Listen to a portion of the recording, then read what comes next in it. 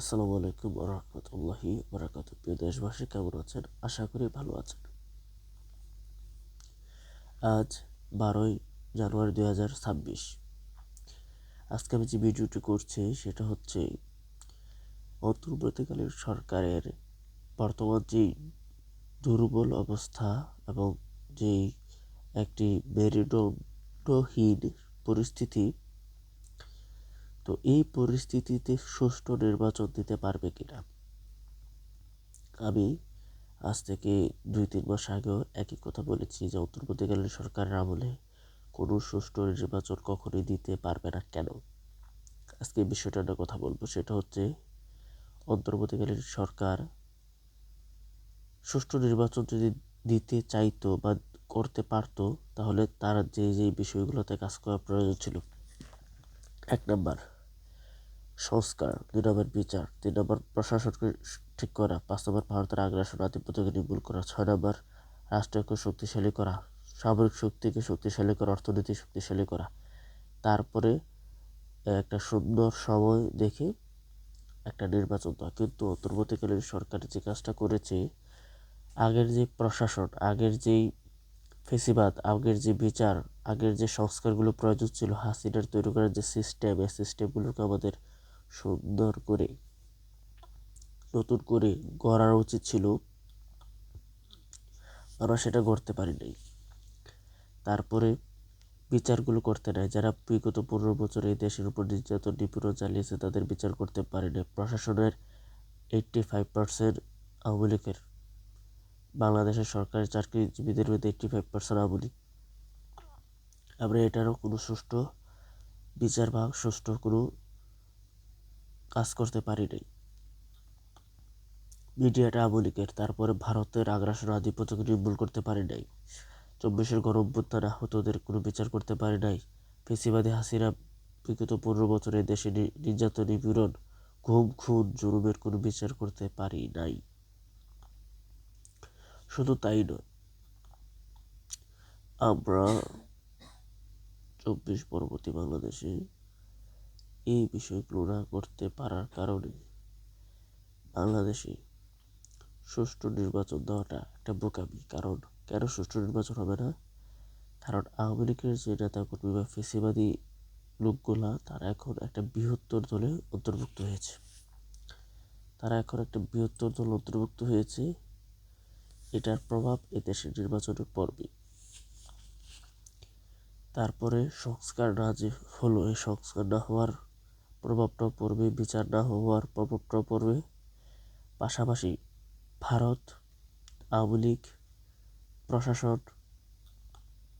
এবং বৃহত্তর রাজনৈতিক দলের যেই উগ্র আচরণ এবং যে সন্ত্রাসী কার্যক্রম, এগুলো সবগুলো একসাথে এই অন্তর্বর্তী সরকারকে মরণ কামড় দেবে। আমি আবারও বলছি, অন্তর্বর্তী সরকারকে একটি মরণ কামড় দেবে। এর জন্য দায়ী হচ্ছে অন্তর্বর্তীকালীন সরকারের উপদেষ্টা এবং প্রধান উপদেষ্টা ডক্টর ইউনূস এবং উপদেষ্টা মণ্ডলীর প্রত্যেকে এর জন্য দায়ী। আগামী আসন্ন জাতীয় নির্বাচনে 12ই ফেব্রুয়ারিতে কখনো বাংলাদেশে একটি সুষ্ঠু বিশৃঙ্খলা মুক্ত একটি নির্বাচন কখনোই দিতে পারবে না। পাশাপাশি গণভোট, কারণ গণভোট আওয়ামী লীগ চায় না। 1 নম্বর, গণভোট না চাওয়া এবং গণভোটের না, এই বিষয়টা না না বলা, এটা আমার নাকে আজকে প্রচণ্ড ঠান্ডা, এই জন্য আমার উচ্চারণগুলো ঠিক মতো আসতেছে না। প্রচুর শীত বাংলাদেশে। তো না যারা দিবে, তারা গণভোটকে না চায়, সংস্কার চায় না, জুলাইকে সংবিধান মতে জুলাইকে স্বীকৃতি দিতে চায় না। তারা 24কে বিকৃত করতে চায়। তারা আর একটা ফেসিবাদ হয়ে উঠতে চায়, আর একটা স্বৈরাচার শাসক হয়ে উঠতে চায় এবং বাংলাদেশের নির্যাতন নিপীড়ন, গুম খুন হত্যার কোনো বিচার হবে না এবং হাসিনাকে টিকিয়ে রাখার, ফেসিবাদী শাসন ব্যবস্থাকে টিকিয়ে রাখার মাধ্যমে হচ্ছে গণভোটের না দেওয়া।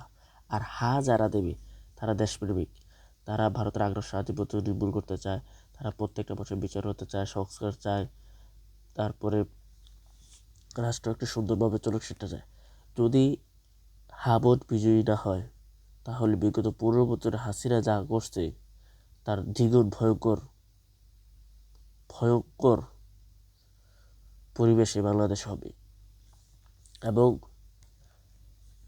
নির্বাচন উচিত ছিল হাবট নির্বাচনটা ডিসেম্বর মাসে করা, হয়তো ডিসেম্বর চলে গেছে, এখন ফেব্রুয়ারিতে একই দিনে 2টা ভোট দেওয়া বা সারা বাংলাদেশে অন্তর্বর্তীকালীন সরকার ডক্টর ইউনূসের ব্যক্তিগত স্বার্থের জন্য একটা মেসাকার পরিবেশ সৃষ্টি করা।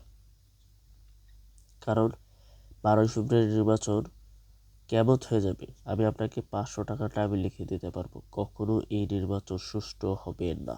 কারণ একটা বৃহত্তর রাজনৈতিক দলের কর্মীরা ভোট চুরি করার চেষ্টা করবে, কেন্দ্র দখল করার চেষ্টা করবে, প্রশাসন তাদেরকে সাহায্য করবে, পুলিশ প্রশাসন সাহায্য করবে। কেন?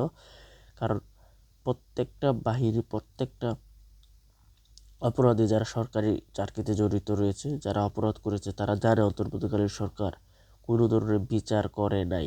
যদি সুষ্ঠু নির্বাচন হয় এবং যারা ক্ষমতায় আসবে তারা পাই টু পাই বিচার করবে। আমি কাদের কথা বলতে চেয়েছি এটা বুঝতে পারছেন। জামায়াত ইসলামের এরা যদি ক্ষমতায় আসে বাংলাদেশে পাই টু পাই বিচার করবে।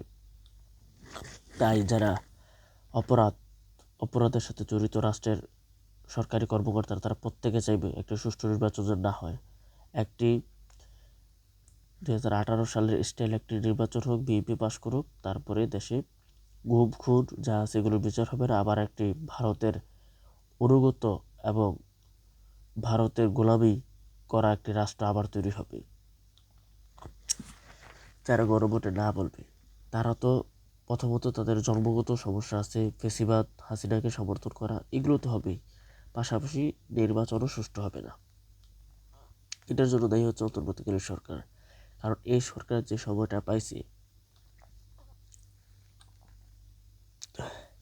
18 মাসের মতো, এই 18 মাসের মতো সময়ে সে কোনো সংস্কার করতে পারে নাই, বিচার করতে পারে নাই। আপনি বলেন তো এই 18 মাসে অন্তর্বর্তীকালীন সরকার যে শহীদের রক্তে রঞ্জিত নতুন বাংলাদেশে যে শহীদের উপর দাঁড়িয়ে এই অন্তর্বর্তীকালীন সরকারটা গঠিত হয়েছে, এই অন্তর্বর্তীকালীন সরকারে কেউ একজন, আমি আবারও বলছি, কেউ একজন একটা শহীদের হত্যার বিচার করতে পেরেছে, ওসমান হাদির বিচার করতে পেরেছে, হাসিনার বিগত 15 বছর নির্যাতন নিপীড়নের কোনো বিচার করতে পেরেছে? তারা কোনো কিছুর বিচার করতে পারেনি। শুধু তাই নয়, এই সরকার অযথায় এ রাষ্ট্রের 18টা মাস খাইছে। শুধু তাই নয়, এই সরকার 100% ব্যর্থ। শুধু তাই নয়, উপদেষ্টা মণ্ডলী হয়েছে ফালতু উপদেষ্টা। হওয়া উচিত ছিল যেমন আমার একজন চয়েস উপদেষ্টা ছিল, যেমন আমার দেশের যেই মাহমুদুর রহমান, আমার দেশের যিনি পত্রিকার তিনি উপদেষ্টা হওয়ার যোগ্যতা ছিল। তারপরে সাবেক সেনাপ্রধান ইকবাল করিম ভূঁইয়ার ছিল।